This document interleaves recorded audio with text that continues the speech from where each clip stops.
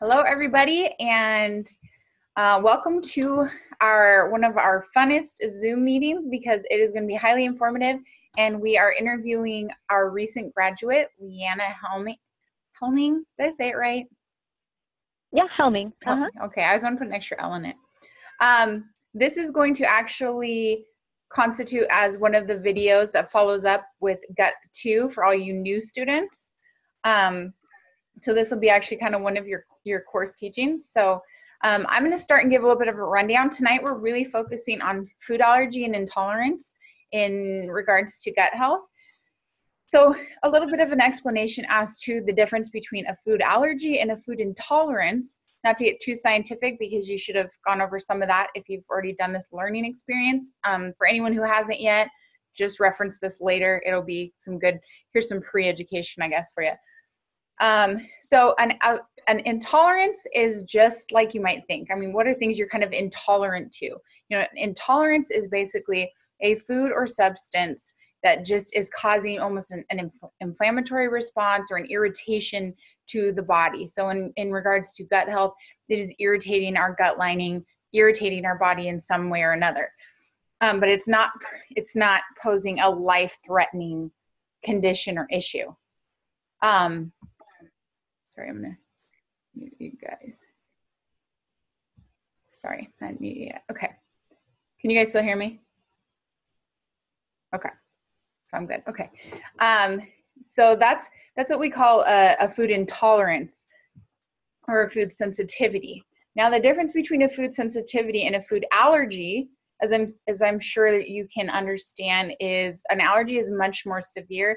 It is actually more of an autoimmune response to a substance or thing or food or whatnot. If you think of getting stung by a bee, we would say, yeah, the average person has what we would call probably a sensitivity to the bee venom, I guess, so to speak, right? And we kind of puff up and your body has kind of we call it an allergic reaction, but someone who has a full-blown allergy to bees is going to go into anaphylactic shock, likely, swell up, it's a life-threatening condition. They usually carry an EpiPen. So we're talking about this as two different things.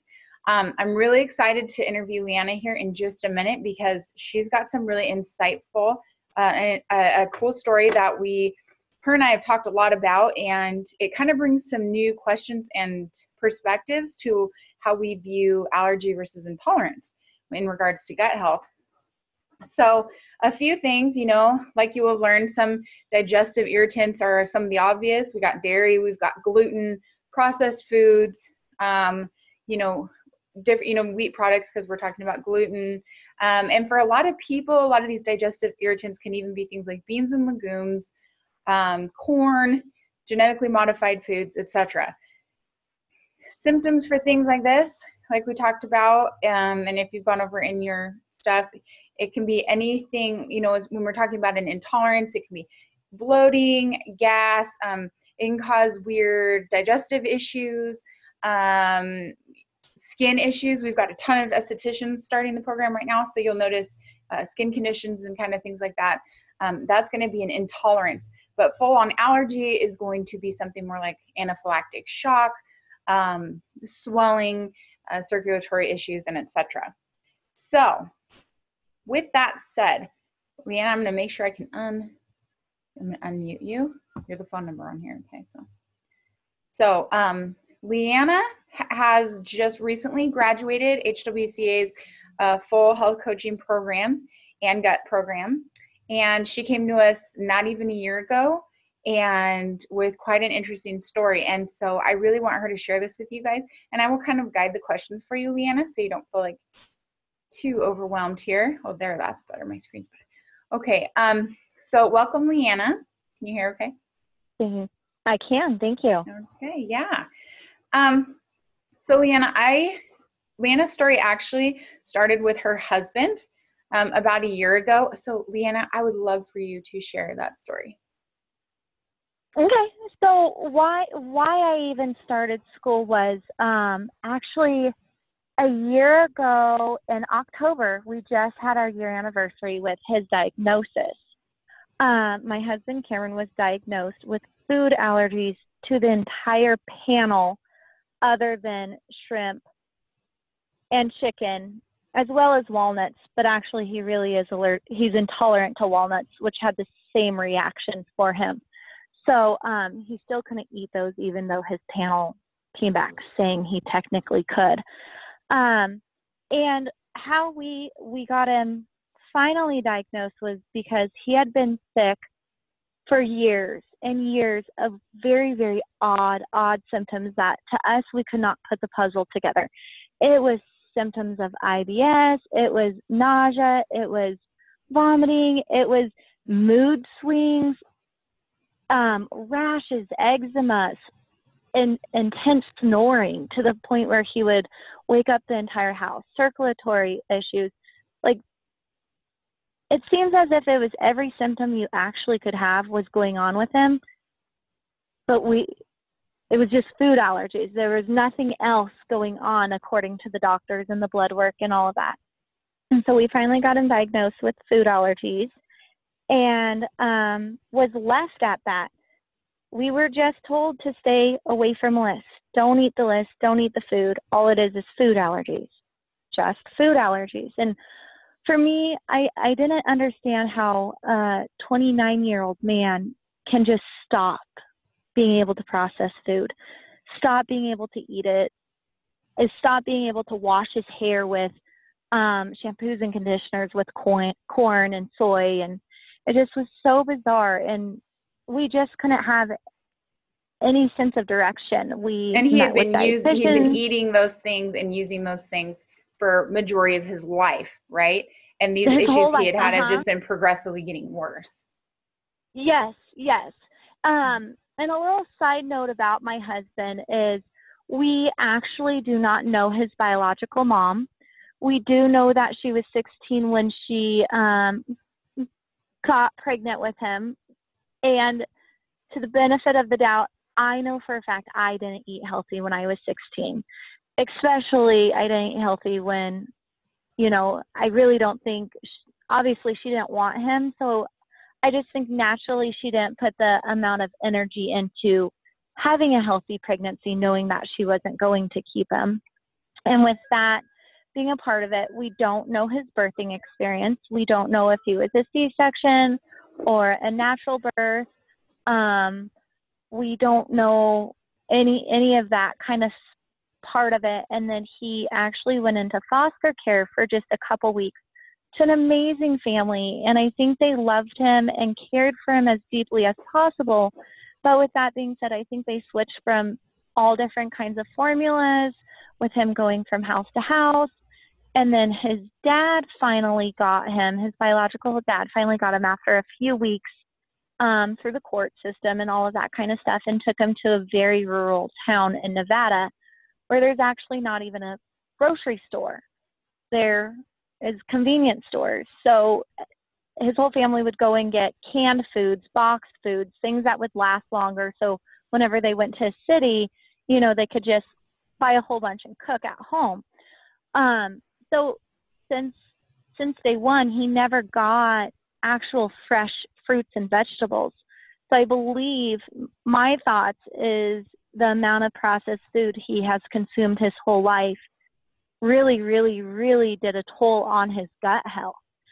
He never had the opportunity of getting natural pre and probiotics or natural vitamins or minerals or anything to sustain his gut health.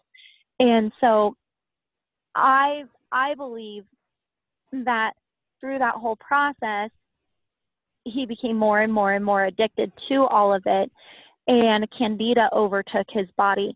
He was super embarrassed about me sharing this, but I understand you guys know this in a medical point. He had athlete's foot every other week. It seemed like no matter what we did, we could not heal his athlete's foot. And then for about 2 years, he had the most rancid breath, and he kept going to the dentist and kept saying, "What's wrong with my teeth? Like, am I not doing this enough? Am I not doing that?" And he did all of his dental as best as he could, but the dentist had no answer for him. And come to find out that I believe that he had thrush in his mouth, just an overgrown of yeast that overpowered his breath odor.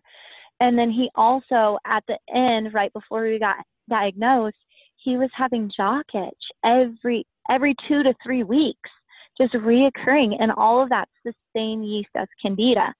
So it was just pouring out of his body in every which way it physically could. And I believe that the Candida overtook his body to the point where it rooted in his intestinal walls, and that's what created leaky gut for his sake. And once the Candida roots in your intestinal walls, that's when the food particles, the toxins and everything is able to go through your bloodstream, and that's when his immune system starting attacking the food particles, causing an allergic reaction. So my belief in Go ahead. Sorry, go ahead. Go ahead. My belief in my husband's situation with food allergies is that food allergies is actually a symptom from leaky gut. I don't believe that. Tell the part, it came to a head last year, right? For you guys, like you said that he'd had some stuff as a kid that he dealt with, and progressively over the span for like 2 years, you said things got worse. His symptoms got worse, his digestive issues, his mood, his everything got worse, until you said you guys went on a date night. And our date night was the turning point. Up until that point, it was 2 years of, I'm telling you guys, literally every weird symptom that you can think of affected us on a daily basis. And then we went out. And they were building and growing, and more were happening, right? Yes. It just seemed to be overtaking our life more dramatically and more intense. And it came to a point where something every day was happening opposed to once a week. So all these smoke alarms were just finally hit a fire part. It was just like, listen to me, I'm telling you something's going on. So finally we went out to dinner on a date night at a sushi restaurant, and we believed we stayed away from the foods that he was sensitive to. And of course we did all you can eat. We ate a lot. We were having fun. We were laughing. I was so attracted to him. I was so excited to be hanging out with him. And instantly I became disgusted in him. And that sounds so awful, but the attraction just was cut off. He started burping. He's slouching. He couldn't sit up straight. I thought he was being arrogant and rude to the waiters and just not even like looking at anyone in the eyes. And I was so embarrassed. And we got out to the car, and he started vomiting in the parking lot. And he was insisting that we continued our date night. So we wanted to continue driving me to our next point. And he was going down the road the wrong way, trying to park the car where it didn't make any kind of sense whatsoever what he was doing. And I was screaming at him to stop and screaming at him what his thought process was. And he just wasn't answering. And finally he stopped the car as if nothing was wrong and started vomiting again. So at that point, I got in the car and I drove us home, and I put on essential oils, and he took far too many allergy relief pills and itch cream, because now his rash that had been inflamed was just overtaking his entire body. And he fell asleep wheezing. And I truly, truly did not think he was going to make it through the night. I honestly thought he was going to die. And I know it sounds so crazy not to take him to the hospital, but in that moment, we were unable to understand the puzzle. We didn't see everything connecting like I'm able to tell the story. So that's when we finally went to the doctor's office the next day we made the appointment. And he was so embarrassed to have me go, because I had this long binder and lists and questions and resources that I had found. And he was like, no way, you're not coming. So he went ahead and went by himself. And the food allergist didn't ask any of his previous history, didn't ask if there was any previous problems, anything to connect any kind of puzzle. He just said, adults really don't develop food allergies. This is really an issue that we're seeing in kids, and it's very unlikely for this to be food allergies. What I think is going on is I just think it's seasonal allergies that you're not really maintaining. You should really think about taking a pill every day for that. And, this is really expensive. And so he called me trying to get out of the test, and I was like, no way, do this test. And within the hour, they did the whole panel, and every nurse and every doctor in the building was in there in shock. The doctor had no idea even what to say. No idea. They just sent him out the door and said, you're very allergic. Here's your EpiPen. These are the symptoms. If developed, you need to use right away, and then go to the hospital and don't eat anything on the list. And that was it. And so I'm going to kind of guide the rest of your story because I want to get everybody to a point here. So basically what had happened is he had early on signs of intolerance, and now these symptoms magnified into full-blown allergy that was starting to become life-threatening. Like she talked about him falling asleep and wheezing as he was trying to sleep. So as we talk about, okay, there's a huge difference. There's intolerance and then there's allergy, and they're these two different things, right? And even a lot of even the gut health world and stuff, still it's, this is all emerging science, guys, so there's allergies and then there's intolerance. I want to interrupt you on that one, Brittany, if I could. Go ahead. What I'm actually, now that I'm graduated and coaching a little bit more people and learning and even going deeper, because this affects my life so much, and now that we're on the downhill side of it, I believe there's three different, as well as some other education that I've done, is three different categories: food allergies, intolerances, and sensitivities. And I think it's really important to acknowledge all three because it's all a stepping stone. Sensitivities was the rashes, was the very smaller smoke alarms. Intolerance is when it gets even bigger. And then food allergies is obviously anaphylactic shock. Yes. And basically what you're talking about is this is looking more like a progressive instance or phase, and not different things like we think about, right?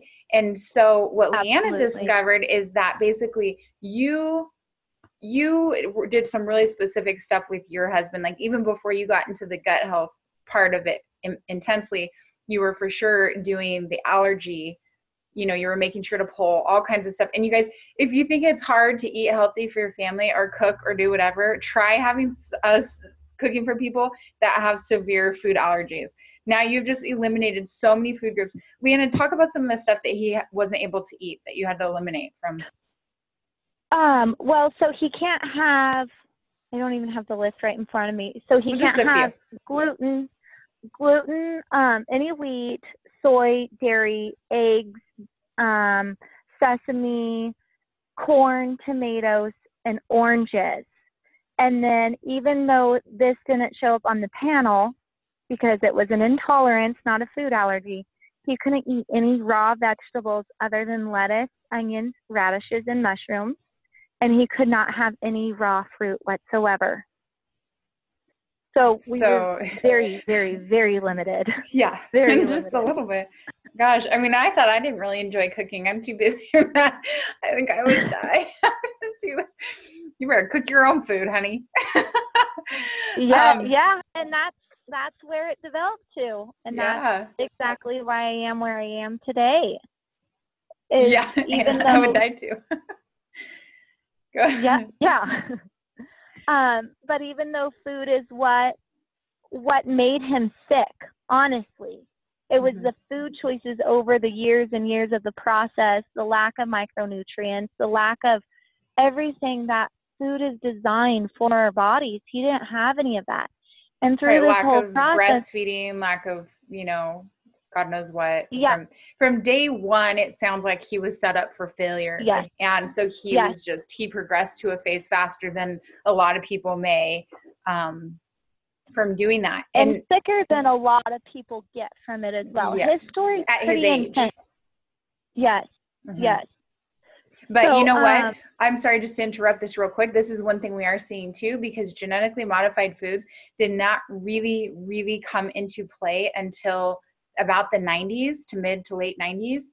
So you will, I mark my words, you will see this, and we are already seeing this in our children at a faster rate, like what she's talking about with her husband. Yes.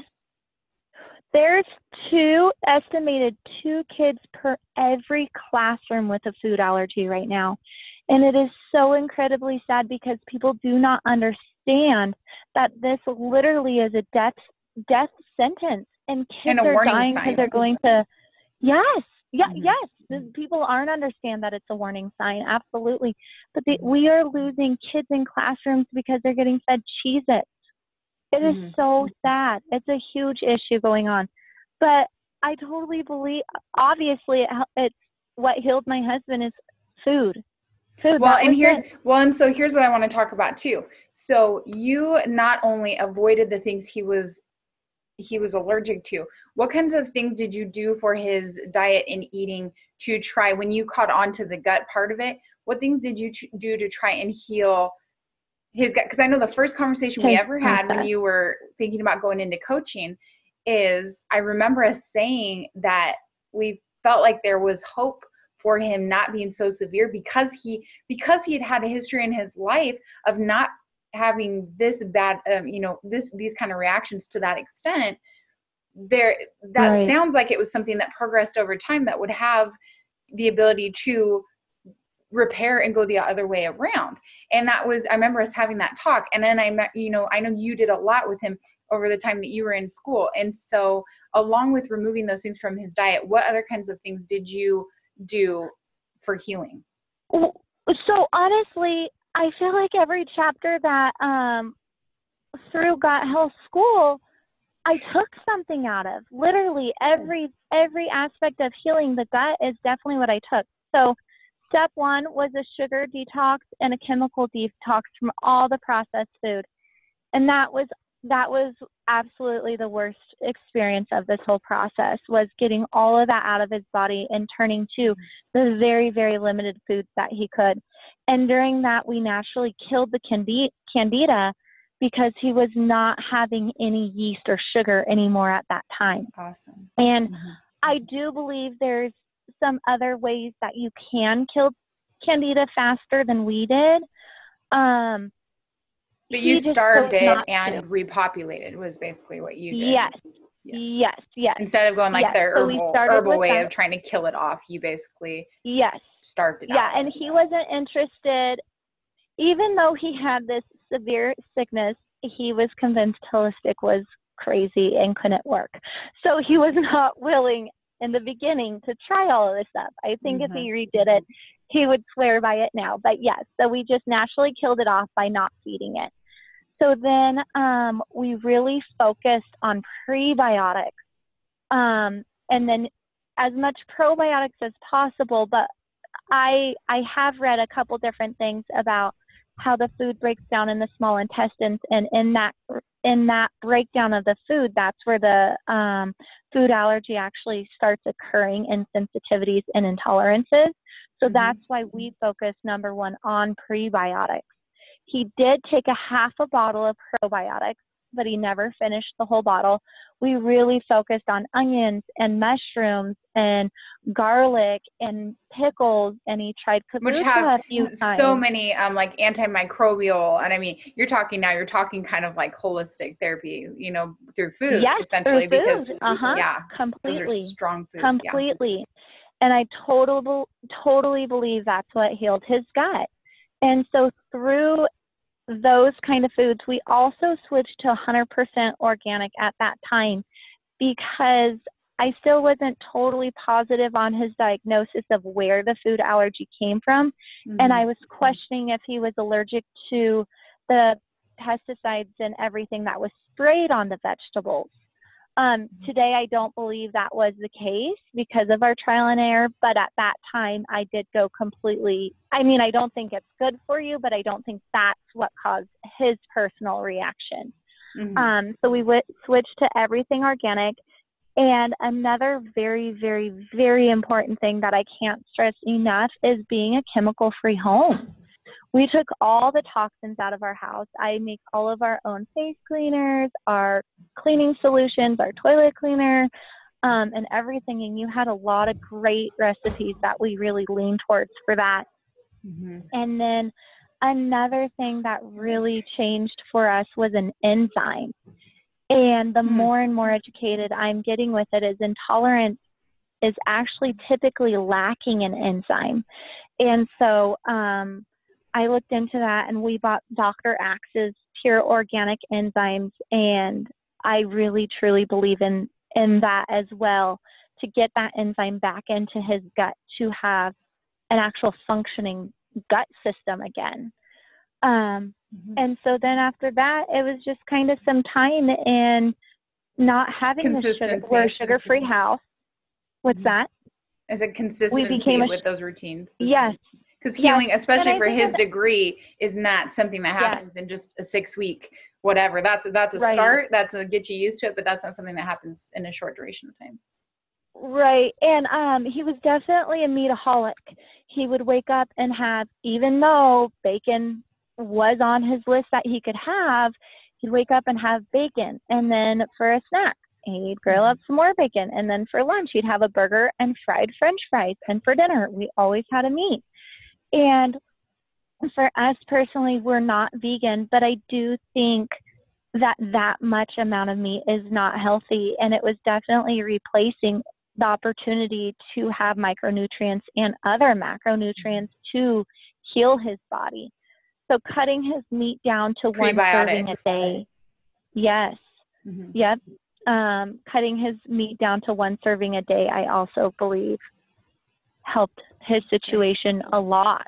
And that's probably hard for him too, with such a limited, meat was a safe food for him, and so to speak. And so, when you're starving and you're so limited on what to eat. And we do meat in our house too. A lot of people don't, we do. But yes, there's a fine balance, because you want all those fresh foods and stuff to help, move it through your system and be the the prebiotics and the, the micronutrients. That's excellent. So Leanna, so you guys, this was a year ago that initial thing, the date night a year ago, or just how long ago was the date night? The date night was November 2nd. And so about a year ago. So like any day now would be his actual diagnosis. Okay. And so talk about your vacation that you guys just went on. They just got back from Hawaii, right? Lucky girl. Yes, we just got back from Hawaii, which was very, very nerve-wracking when we booked it in January, because you have to think of, okay, we have to find a house with a kitchen. Do they have a grocery store? We actually paid to fly over a suitcase full of all of his flour. We flew over agave. We flew over just different little things, because we weren't positive if the grocery stores would carry it there. We had never been there, and we weren't sure the pricing and all that. So we actually got there, and we rented a fabulous house with a ton of people. And being around the more and more people cooking, there's food that's not on your list. And Cameron started nibbling at everything. And he never one time had an allergic reaction. He actually never even had to put on itch cream. He never had to do any of that. Yes, he was tired. Yes, it wore him down. Yes, he got some mood swings. So those are sensitivities to still pay attention to, because those are still small smoke alarms. Yes, he's not 100% healed yet. So I do believe if he went back, he would get back into the same situation. But on the way home from LA, everything was closed. He ate Doritos for dinner, and he hasn't had a Dorito in over a year. And I was panicking, because I'm like, you're going to be up in the sky. He's going to go into anaphylactic shock. And he chose one with soy in it, of all of it. And I'm like, Cameron, what are you doing? Nothing. He was completely fine. And so obviously I'm not sitting here promoting the way we ate on that vacation on a regular basis, but he enjoyed a beer for the first time in a year with his friends. He only had one beer. The rest, he had his alcoholic drink that isn't that is allergy friendly. But it was so beautiful to be able to go out to a restaurant for the first time in a year and order things. Obviously, he didn't eat it with the bread. He pulled it off. But there obviously was cross-contamination, where a year ago, I honestly think would have sent him to the hospital. And today it caused him to maybe want to take a nap in the afternoon. And which that carbs is just will do, insane to white me. carbs will do to most of us. Cause me want to Right. take a nap.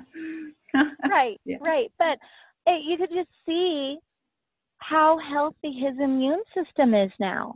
His body is able to process and digest food again.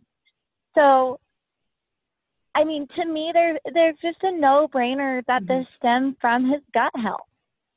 Well, and it's just that story, and you guys, that's why I wanted her to share this with you guys, because like I said, we research allergies and we research intolerances, and the conventional medical community is going to sit there and say, like they told her, we don't even want to run an allergy panel on him because adults don't just develop an allergy at 29 years old that's severe. So it's probably just seasonal allergies. Even seasonal allergies are a weakened body. Yes, it's an immune system reaction. And so these are all cues, and that's not to say that every single person's allergy to anything and everything can just be cured. I mean, we're not saying that, but we're saying there's a lot of unknown, and don't ever let anybody tell you there's no way around it, because like he made monumental strides in a year, and the severity of what he was dealing with was really complex. Especially because we're seeing like he had allergies and intolerances to things that are, like Anna, I mean, it's common to see occasionally a nut allergy. Now we see more and more kids with nut allergies, or a dairy allergy. But to start seeing, he couldn't eat tomatoes, he couldn't eat fish, right? Like anything that had been outside, wasn't that no something? Fish. Yeah, so anything that had come in contact with nothing that had come in contact with like the outdoors or something, right? Wasn't it something weird like that? Well, yeah, the allergist tried saying it had to do with the season of the pollen that cross-contaminated it. Which is so crazy, because food allergies is an allergy to the protein of the food. Yeah. So it's that's just basic food allergy knowledge. Speculation. Yeah. Yes. But, I do have to share with this that's so beautiful is I've been coaching some people through food allergies out here in the small town that I live in. And this family is like, Leanna, I don't want to offend you, but I really want to go in and get diagnosed and see if I can. I said, absolutely, go do that. But just be aware you might not get a diagnosis. So they went to the same exact doctor that we did, considering there's one in our town. And sure enough, she did not get diagnosed as dairy allergies. Although all the work that I've been doing with her since July says she has food allergies from her food log, from all the different things we've been playing with. And the doctor looked at her and said, this test says you don't have food allergies, but I'm going to tell you, you do. I've never seen something like this, but I am so impressed by your food logs. And so my client started talking to him about gut health, and he said, I have no idea what you're talking about. And that was so beautiful to me, to actually see someone acknowledge something and at least say they don't know. Mm-hmm. So he was like, yeah, absolutely, try to heal her gut if you know how to. So I think there is hope. I think people want to learn.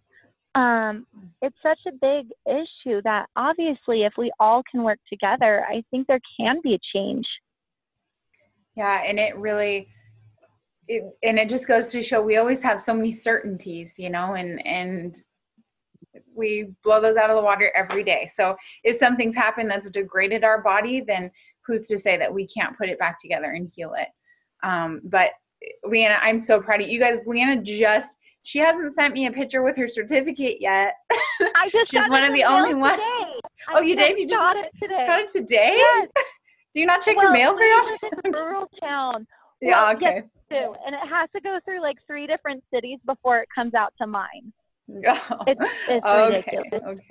But she literally she's just graduated, and she's already been doing stuff. And this is her thing. She took gut health and she made her own niche based off what she was passionate about and what she had experienced. And she's a valuable asset. And she's a valuable, colleague for you guys as well. This is why it's awesome to still have our Facebook group and do these things, the meetings monthly or even the classes, even long after you guys are, graduated and stuff, is because this is killer information, and we all are really good at our own things. We might know a lot of the same stuff, but each person's going to experience something themselves that's different maybe from somebody else and have something that they can share. So I hope that you guys were really enlightened by Leanna's story a little bit tonight. I really wanted her to share this. I'm going to unmute you guys as soon as I figure out how to do it. Okay, unmute all. Okay, so everyone's unmuted. If anybody has any questions, go ahead and type in. Or you can type them in too, if you're comfortable doing that. I just want to say I love how obviously usually the guys are like, what are you doing now? Or like, what is, what do you mean we can't have cleaner in the house? Or, we want to do that with our husband. And just like trying to teach him, like in the beginning it was really hard because he would try so hard to like go to the store and come back like, well, no, look at the label. And I'm like, well, babe, this is the part of the label you have to look at, so it's just so great for anybody that is willing to learn and to like let, like you said, he probably thought you were crazy, but just knowing where he would be a year from last year had you gone the other route, like with taking pharmaceuticals and stuff like that, this would be a much different call, right? So it's just always so great to hear these things. Absolutely. Yeah, what does he say to you about, does he give you personal credit for like doing what the doctors couldn't with him? So I have to be honest with you, not until we got home from Hawaii. Up until Hawaii, which was less than a month ago, I have been a crazy psycho throughout this whole thing. Really? What is this? Like this? Come on. The whole time. And we come home from Hawaii and, he's now nibbling in this and nibbling in that. And over this last year, he's kind of become snooty because his body looks absolutely amazing right now, even though he does not work out. He lost 30 pounds. He did gain a few back. He did naturally lose too much. I think when his body went into shock, I started seeing his hip bones and stuff, but he naturally gained some of it back. And since Hawaii, he was looking in the mirror the other day and he goes, I think I gained a couple pounds. And I'm like, yeah, I think so. And he's like, what? I didn't gain enough for you to be able to tell. I eat so healthy. I do this. I do that. And I'm like, no, I think you gained a little bit more. And he jumped on the scale and he goes, 10 pounds? How did I do that? I'm like, well, you're not really eating how you should. And finally he's like, wow, I'm not. It made sense. Holy cow. That's why I've been tired. Yes, it finally clicked. Like he had to go back to his old ways in order for me to get any credit. But now he thinks I'm amazing and he's way more interested in helping me and gives me little pep talks every time I go and talks to me about how I'm going to take on this client at this angle and that. And I'm like, where'd this come from? I was not expecting this kind of partnership through this at all. But no, he's definitely thankful for me now. But it took That's a long awesome. time to get there. Well, and when you're the person and you're forced into something out of necessity, that's never fun for anybody. And so if you have somebody that's policing that, if it's not, you're not doing it on your own, then I get it. But I'm glad that he can see that now because that's an excellent story. And you put in a lot of work. So way to go, Leanna. And I think, thank you. I think another thing for us as coaches to take by that too, and just for you guys to know this too, when you take on your first client, is there's kind of like that wall there. And just acknowledge it, that change is hard. This was Cameron's whole life. even though it was wrong in my eyes of how he was raised, this is how his dad chose to raise him. This is how his grandma, these are the people who loved him, cared about him, nurtured him in his eyes, chose to raise him. And when somebody comes in and says that's wrong, that's pretty intense for someone to take personally. It can be personal, yeah. Absolutely. And I think that not only food allergies, other health symptoms or health issues, you know, it's about how they were raised. So it's hard for them to take that. And motivating them where they're at with what you can, starting where they're at. That's why a lot of people aren't going to be able to go full bore unless they're forced into it, like he had to do for, you know what I mean? And so, so being able to start with baby steps at a time. And while they're doing that, you're also taking their focus off it and putting it on something else. Like, you know, what would you like to do aside from this? Yeah, we're changing the way you're eating, but let's not think about the eating part all the time. Let's just set that up and let's focus on something else.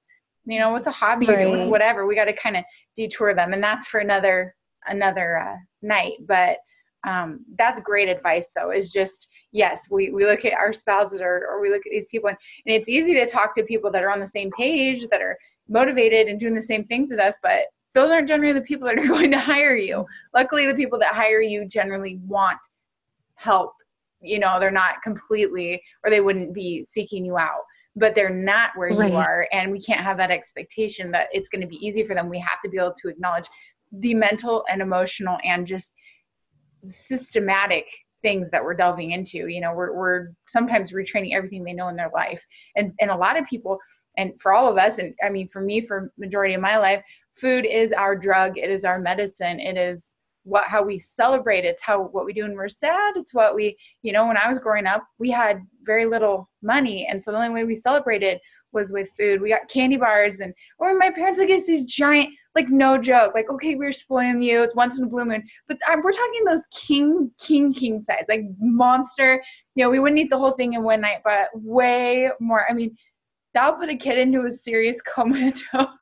And so I related happy times and reward to excessive food, not just food, excessive junk food and TV, because that's all we could afford. That's what it was, you know? So yeah, you're shaking out of things that are so much more deeply ingrained than what sometimes we really acknowledge or understand. So I love that you made that. I had to help Cameron refocus how he shows his love. I didn't acknowledge this either until this process, that because he was showed love this way, he shows our girls love this way.